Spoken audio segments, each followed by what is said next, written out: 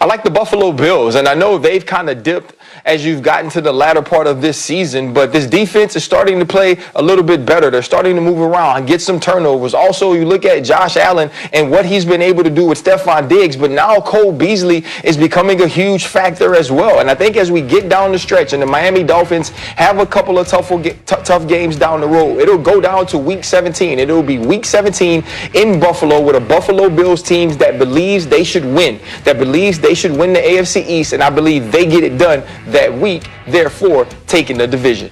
Yeah, that is their last game of the season. You could easily see that one wind up being the one that gets flexed to nighttime because it could decide the AFC East. Dominique, you are next. Who do you like to win the AFC East? I got to go with the Dolphins because their defense, unlike the Bills, is not coming together. Their defense is together. Their defense is real, and they have been all season. And I'm not sure why do fools fall in love with Josh Allen, because he keeps making turnovers and making bad decisions to harken back to the Frankie Lyman reference. But I love what they've built down there in Miami. They are the team that's going to win this division this year, and I know they have a tougher schedule going forward, but I trust the better team. I think they are the better team. Tua seems to be getting better every week. I think he is probably going to be the better quarterback in the long run. I think they pull it out this year, maybe a year ahead of schedule.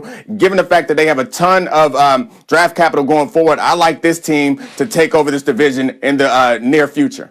Here we are basically a year, practically to the day, removed from the terrible injury that Tua suffered. Here he is with a chance to lead a team to a division. With that thought in mind, David Pollack, who do you like?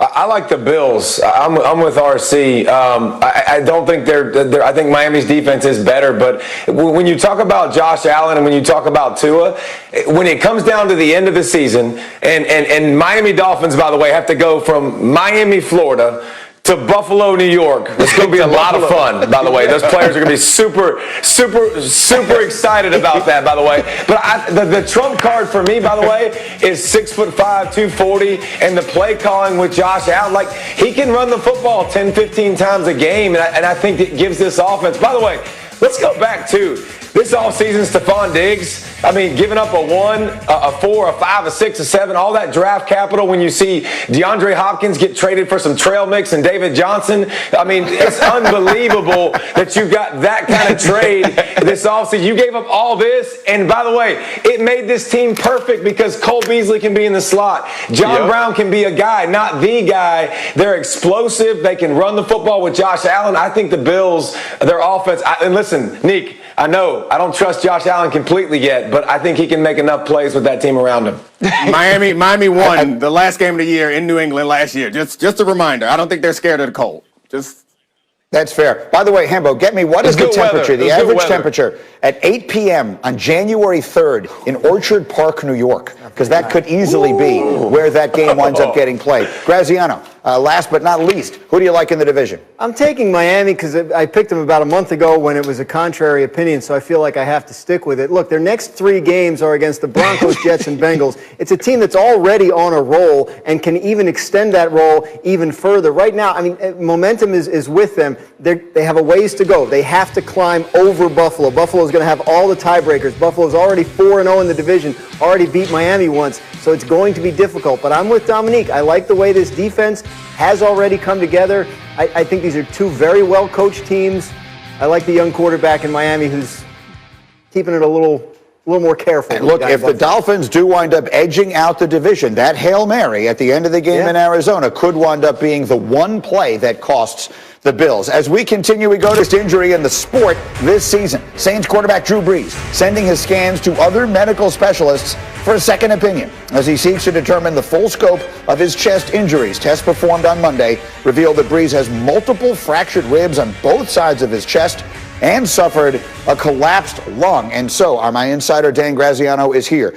When we hear second opinion, what does that make us think, and what are we expecting? Trying to get more opinions on this so they can make a plan for treatment and recovery and get some sense of what a realistic timetable is for a return. As we mentioned yesterday, you have to imagine he'll miss at least 2 or 3 weeks with this. Is significant enough. They haven't put him on injured reserve yet. If you go on injured reserve this year, you have to miss at least 3 games. So if they get these second opinions and it says, look, there's absolutely no chance, no hope of that, then they could put him on IR, get the roster spot back. But that's the most optimistic time frame.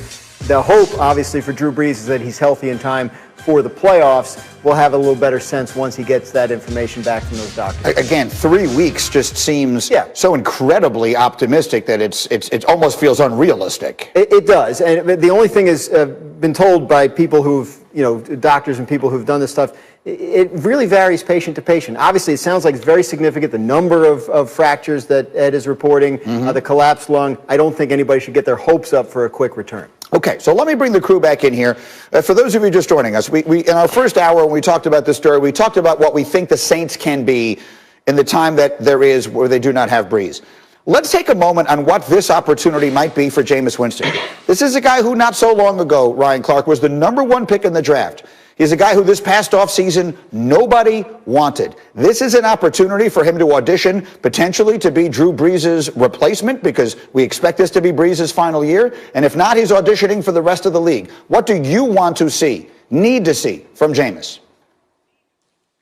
First of all, we need to see Jameis Winston protect the ball. We need to see Jameis value the fact that not turning the ball over gives his team the best chance to win. Also, we need to see some of the good Jameis Winston stuff, though, right? We need to see some of the explosiveness down the field. We need to see some of the improv in the pocket. Even though he's not necessarily a runner, Jameis Winston is athletic enough to create second plays. And these are things we don't necessarily see from the New Orleans Saints with Drew Brees. But more than anything, we need to see Jameis Winston grow. We need to see Jameis Winston lead. We need to see Jameis Winston be inserted into the New Orleans Saints and have them win games they're supposed to win. And if he does that, I believe he can set himself up to be the New Orleans Saints quarterback of the future. And the way it looks playing that position, that will be the best thing for Jameis Winston's career. How do you see it, Nate? Yeah, I think Ryan's right, but it's just about decision-making for him. I think that we see the high end of Jameis Winston. I can put together a highlight tape of Jameis Winston plays that is almost as good as anybody in the league. That's not the problem. I think that coaches don't have a problem imagining Jameis Winston being great. The problem is they have a hard time imagining him not also just make boneheaded throws and turnovers in bad situations. If he can put together a few weeks of not doing that, there are many teams that will convince themselves, they find it easy to convince themselves that they can get the best out of Jameis. And I think the team that most would want to do that is the Saints. We know that Drew Brees at 41, coming off of 2 years where he's missed significant time with injuries. We know that his days seem to be numbered. This might be his last season. If Sean Payton can make the best of his Jameis Winston situation, I think he ends up being the quarterback of the future down there in New Orleans, and that'll be a perfect situation for him. But first, he's got to stop throwing it to the other team. Yeah, and that was a problem going all the way back, David, even to his college days when he, was the best player in the whole country and the #1 pick in the draft. Turnovers were an issue for him even then. What do you need to see from him to prove that he should be someone's starting quarterback week 1 of next year? If he can't do it with Sean Payton, I think everybody else around the league is not biting that hook. I mean, you think about it, Sean Payton's, he's the best play caller, one of the top 3 play callers in all of the NFL. So I think knowing your answers, knowing if I see this, boom, I go to this. If I see this, I go to this. And listen, I can live with the 50-50 balls that are intercepted. I can live with that. I can't live with the stupid interceptions, the big mistakes. So listen, this is hundreds of millions of dollars on the line for Jameis Winston. And listen, if he can't do it with Sean Payton, I don't think anybody around the league is going to think they can take Jameis Winston and go make him the franchise quarterback.